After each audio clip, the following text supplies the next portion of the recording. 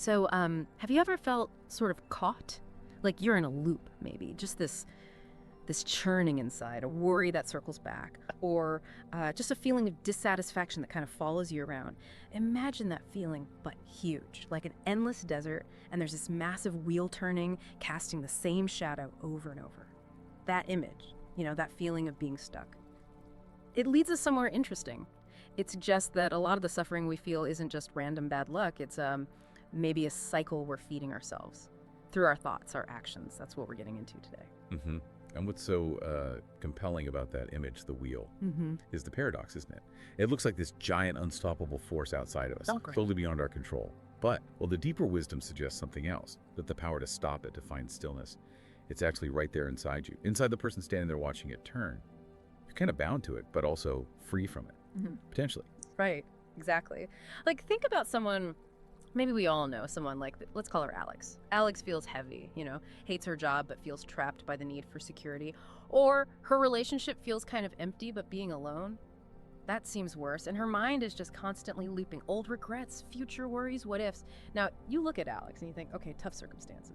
Victim of fate? Maybe. But if you zoom in a bit, you see choices, daily choices she's making that, well, keep her right there, spinning on that wheel. And that brings up a really vital distinction, doesn't it? The difference between, say, inevitable life pain and the suffering Alex is going through. Pain like loss, failure, physical discomfort. It's just part of the deal, right? Being human. But suffering. Suffering is more like the story we layer on top of the pain. It's the commentary track, the judgments, the resistance. This will never end. I can't handle this. I'm not good enough. Yeah. That kind of thing. Yeah, that internal narrative.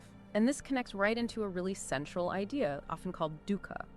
Now, suffering sounds so heavy, like life is just meant to be miserable, but dukkha, it's maybe more nuanced. Not just acute pain, but like a fundamental unsatisfactoriness, a background hum of unease. It crops up when we fight against reality or cling really hard to things that, well, just don't last. Think about a time, maybe even recently, something difficult happened. Yeah. Did you notice how much of the suffering came from your reaction? The anger, the frustration, the anxiety about it, maybe even more than the event itself? That's dukkha. Precisely. The resistance, the wanting things to be different than they are, or longing for something that's gone, or fearing what hasn't even happened yet. That's the ground where dukkha really takes root and grows. It shows how we grasp for permanence in a world that's always changing, always flowing. And the frustration when things inevitably slip through our fingers. So it leads to this kind of, well, it can feel uncomfortable at first, but ultimately maybe empowering idea that we're not just passively experiencing suffering, we're actively involved in creating a lot of it. The thoughts we let run wild, the beliefs we cling to, the actions we repeat, they build our reality in a way. Like if you're always focused on what's missing, on fear, it's like you're constructing your world out of that stuff. But what if you shift? Consciously choose gratitude, act with courage even when it's scary. The whole feeling, the whole landscape, it can start to change. And the fascinating question beneath that is, why? Why do we do that? Why do we fall into these patterns that cause us pain? Stay in jobs or relationships that drain us. Maybe it's fear of the unknown. The familiar misery feels safer than stepping out. Or perhaps, like you hinted, there's a deeper belief somewhere inside. I don't really deserve better. It's almost like we're operating with blinders on. Which brings us to another key idea, avidya, ignorance. But not ignorance-like, not being smart or educated, it's deeper. Like a fundamental misseeing of reality. When avidya is operating, we mistake, say, fleeting pleasure for real, lasting happiness, or we think our temporary moods define who we fundamentally are, or we chase external validation thinking it'll give us inner worth, and this basic misunderstanding is what keeps the wheel spinning, keeps us stuck in dukkha. Think of it less like being dumb and more like wearing glasses with the wrong prescription. Everything looks distorted. Exactly. It's like a veil. It obscures our natural capacity for freedom and peace. We get tangled up in thinking things are permanent when they aren't, or that our self is this solid, fixed thing. So we keep chasing things outside ourselves, possessions, status, relationships, hoping they'll finally fill that void. But because those things are inherently impermanent, the chase itself just leads to more disappointment, more dukkha. Okay, so how do we even start to, step off this thing, or at least slow it down? It seems the very first step has to be awareness, right? Just noticing. Yeah. Making a conscious choice to observe our own minds. What are these patterns? Am I just reacting on autopilot here out of habit? Or is this choice coming from intention? Is it fear driving this? Or love, maybe? Or Yeah. compassion? Just asking those questions, gently bringing awareness to what's going on inside, Yeah. that feels like the start, the first crack in the cycle. Yes. And it's crucial to frame this correctly. This understanding, it's not about blame. It's not about beating yourself up or blaming the world. It's really about reclaiming your agency, Yeah. your personal power, realizing you're not just a cork bobbing on the ocean of life. You're an active participant. Yeah. You shape your experience. And just that realization, that dawning awareness, it holds immense potential for change, real, lasting change. Absolutely. And, as we start seeing our own role in suffering, it naturally makes you think about karma. We hear that word tossed around a lot, often meaning like cosmic justice, good deeds get rewards, bad deeds get punished. But the core idea of karma is actually much simpler and maybe more immediate. It just means action. And Yeah. every thought, every word, every deed, it all creates ripples, consequences. It shapes the reality we swim in. Think of it like planting seeds. You mentioned that earlier. If you keep planting seeds of anger or resentment or self-doubt, well, what kind of harvest do you expect? Likely conflict, unhappiness. But if you consciously plant seeds of kindness, compassion, self-belief, Yeah. you're cultivating a different garden altogether, one with more connection, more possibility. And the key thing is, karma itself is neutral. It's not judging you. It just reflects back the energy you put out. Understanding that really puts the steering wheel back in our hands, doesn't it? It shows how connected our inner and outer worlds are. It's really interesting how that ancient idea, karma, lines up with things we understand now from, say, modern psychology, like cognitive behavioral therapy, CBT. CBT basically says your thoughts influence your emotions, and your emotions drive your behaviors. It's a loop. So if you constantly think, oh, I'm going to mess this up, you feel anxious, maybe unmotivated, which makes you avoid the challenge, maybe, which then just proves your original thought right. See, I knew I'd fail. That's cause and effect right there in your own head, a kind of personal karma cycle. Precisely. And the flip side is just as true, thankfully. Just as negative patterns create those downward spirals, positive ones can create upward spirals. If you consciously work on replacing a thought like, I'm not smart enough, with something like, I can learn this, I'm capable of growing, that tiny shift inside, it changes how you feel. Maybe more hopeful, more willing to try. And that changes what you do, which leads to different results. It shows we can intentionally shape our trajectory by shaping our present actions and thoughts. Yeah, it really emphasizes that we can choose which seeds to water in the garden of our mind. I'm thinking of a story. Let's call her Maya. She struggled for years with this really persistent anxiety, always feeling like something bad was about to happen. It really held her back. But then she started trying things like mindfulness and journaling, really looking at those thoughts, and she realized, wow, I'm constantly telling myself these scary stories, but they're not actually based on what's happening right now. By challenging them, by choosing to focus on the present, she slowly started changing her whole relationship with that fear. That's a beautiful illustration of taking ownership, isn't it? Maya shifted from feeling like anxiety's victim to actively engaging with it, questioning it, reducing its power over her. And this leads us to another profound concept, pratyasamutpada, dependent origination. It's this idea that everything is interconnected. Nothing exists in isolation. Our thoughts, feelings, circumstances, they all arise together, influencing each other in this complex web of cause and effect. And understanding that, wow, that can be so freeing because, okay, maybe I can't always control external events, right? Like Maya couldn't stop bad things from potentially happening in the world.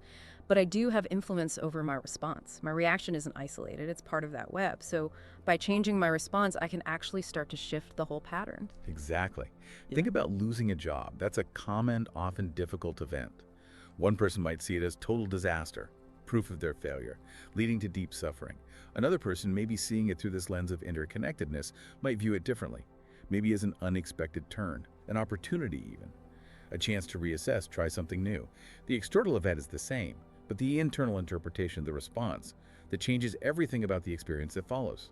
Right. So when we really get that, our response is where our power lies. That's the leverage point. It shifts everything. We stop feeling like we're just being thrown around by life's waves. We start feeling like we can actually learn to surf them, Right. With more skill, more intention, we become co-creators of our experience in relationships, health, work, everything. It's moving from victim to, well, empowered. And moving from understanding these ideas philosophically to actually applying them requires tools, practical strategies. Awareness is the first step, yes. Yeah. But we need ways to actively, consciously rewrite those old stories and make different choices. Exactly. Okay, so let's talk tools. What can people actually do? A big one that always comes up is mindfulness meditation. And it doesn't have to be intimidating or super mystical. At its heart, it's just paying attention on purpose.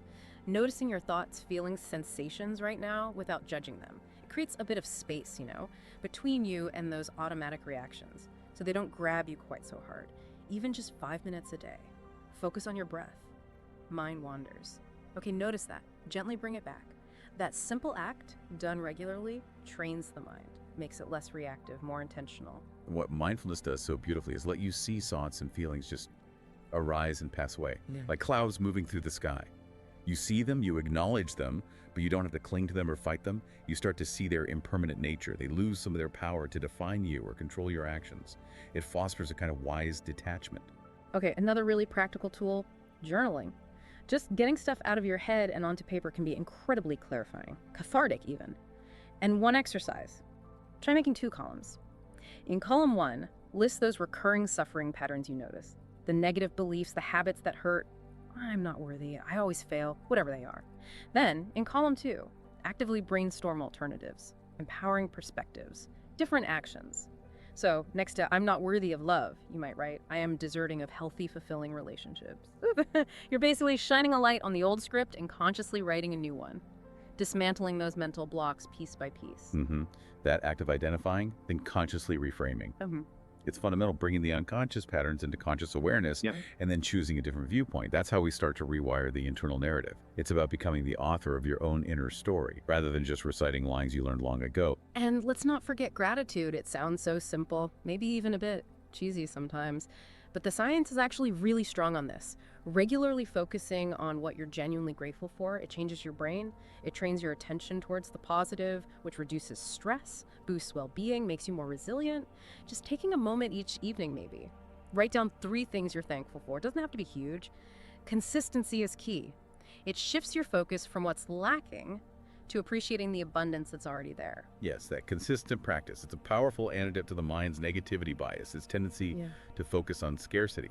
By intentionally guiding your attention to the good, you cultivate this inner sense of abundance, of resilience. It changes your baseline from lack to appreciation, and that cushions you against life's inevitable bumps. So as we kind of wrap this up, maybe the most powerful shift is reframing suffering itself.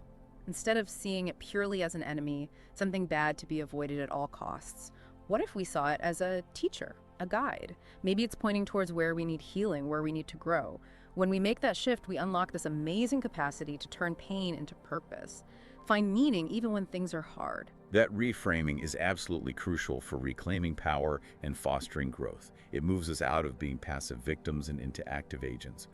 Recognizing that even in difficulty, there are seeds of wisdom, chances to learn, opportunities to strengthen ourselves from the inside out. It's like we're all artists, aren't we? Painting the canvas of our lives constantly. Our thoughts, our actions, our energy.